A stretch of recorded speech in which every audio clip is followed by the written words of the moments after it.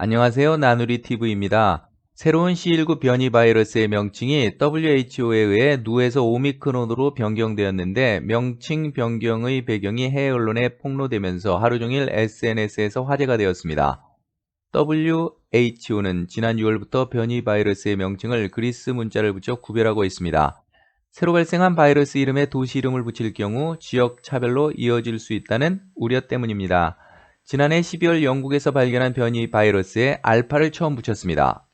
순서상 이번 남아프리카 공화국에서 발생한 새로운 변이 이름은 누가 와야 하는데 누는 영어 단어인 뉴와 발음상 흡사하여 다음 문자인 크시가 와야 하지만 누와 크시를 건너뛰고 오미크론으로 정한 것입니다. 갑자기 이런 결정을 내린 것에 대해 전 세계 언론은 크시가 시진핑의 성과 같아서 그랬다는 것을 직감하고 의문을 제기했고 WHO가 중국의 눈치를 보는 정치적인 결정을 했다고 비판했습니다.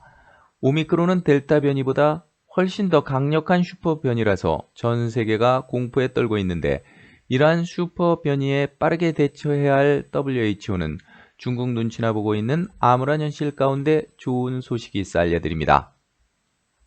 이러한 암울한 현실 가운데 한국에서 새로운 백신들이 등장하고 있고 이러한 한국 백신들이 유럽으로부터 찬사를 받고 있어 세계 특히 남아프리카 공화국에 한 줄기 빛을 비추고 있습니다. 뜬 구름을 잡냐 웬 또 국뽕이냐고 생각하실 것 같아 자세히 설명드리겠습니다. 해외 제약회사들이 만든 기존의 백신들이 이미 존재하는데 한국의 새로운 백신들이 주목을 받는 이유는 최근 SK바이오사이언스가 코로나19 백신 후보 물질인 GBP510의 우수한 임상 결과를 확보했습니다. SK바이오사이언스는 12개 임상기관에서 건강한 성인 328명에게 GBP510과 다국적 제약사 GSK의 면역 증강제를 함께 투여했는데 99% 이상에게서 코로나19 바이러스를 무력화하는 중화항체가 형성된 것입니다. 게다가 중대한 부작용은 한 건도 발견되지 않았습니다. 중화항체는 체내에 들어온 바이러스를 무력화하는 항체입니다. 이미 지난 여름에 실시한 실험 결과에 따르면 GBP510의 중화항체는 국내에서 사용 중이던 다른 백신들에 비해 높은 수치를 기록했습니다. 모더나는 4배, 화이자는 3배, 아스트라제네카와 얀센은 완치자에 비해 중화항체가 낮은 반면 GBP510은 5배 이상으로 나타났습니다.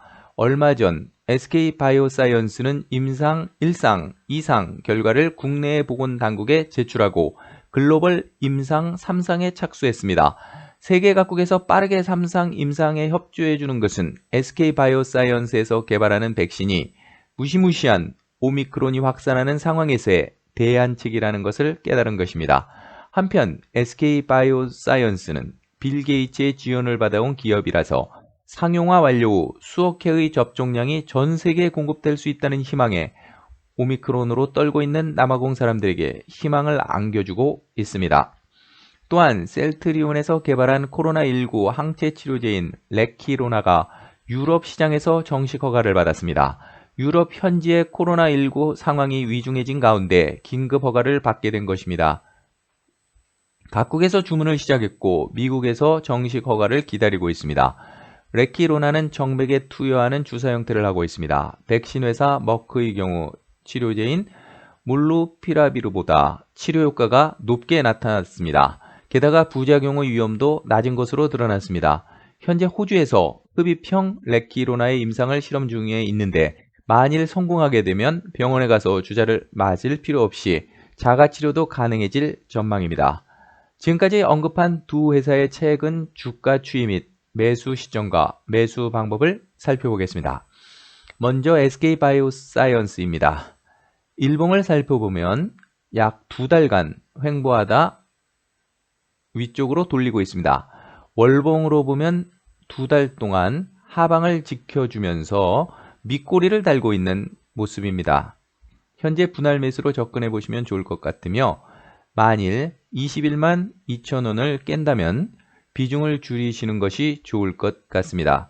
상방으로는 31만원까지는 열려 있으나 31만원에서 34만원까지 그동안 물린 투자자들의 매물대가 두터워 한 번에 31만원대를 돌파하기는 어려워 보이며 매물대 맞고 튕겨 내려오기를 반복하다 어느 시점에서 정고점을 뚫고 올라갈 것으로 예상됩니다. 일단 1차 목표가를 30만 원으로 보고 가시면 좋을 것 같습니다. 재무 상태를 살펴보겠습니다.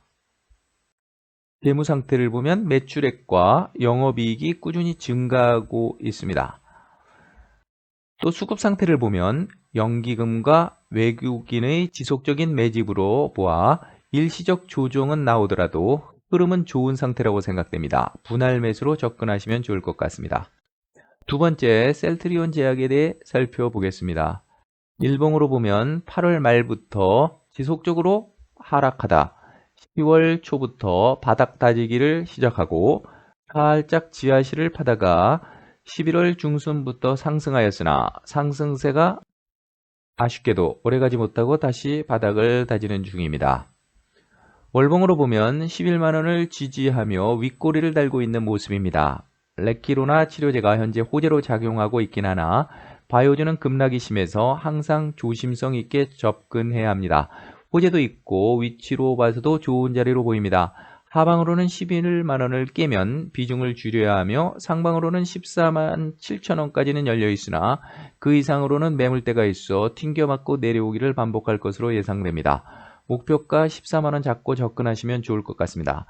재무 상태를 보면 매출 증가와 영업이익이 계속적으로 증가하고 있으나 수급 상태를 살펴보면 외국인의 매수가 이어지고 있긴 하나 이것이 변곡점이 되어 상승할지 일시적일지는 알 수가 없어서 조심스럽게 분할 매수로 접근하시는 것이 좋을 것 같습니다. 네, 지금까지 시청해 주셔서 감사합니다. 더욱 빠르고 알찬 정보로 다시 찾아뵙겠습니다. 구독과 좋아요 부탁드립니다.